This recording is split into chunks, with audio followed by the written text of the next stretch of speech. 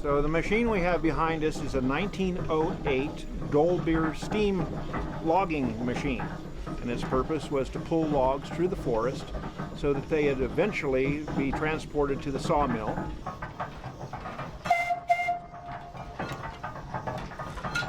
So this steam engine operates essentially by a wood fire boiling a steep kettle full of water, creating steam.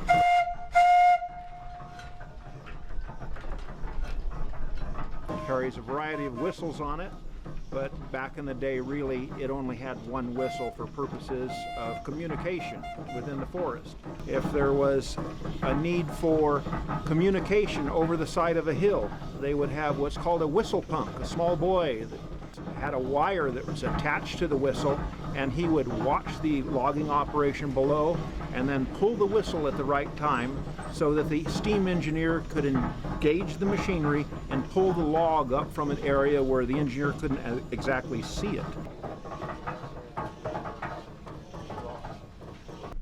So what we will be doing is a demonstration of how this machine actually moved logs through the forest.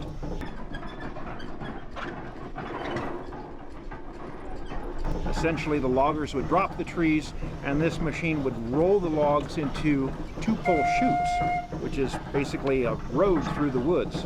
They would drag these logs through the woods, eventually dumping them into Shaver Lake. It would be gathered up by the steamboat, the Michigan, transported over to the sawmill. The sawmill would then cut them into boards. The boards would then be dried, and after a period of time, when they had sufficient buoyancy, they would kick them into the flume. And then the flume was 42 miles long and would reach Clovis 6.5 hours later. So at the turn of the century, this was the latest and greatest technology. And so for 108 years old, it's a pretty fascinating machine.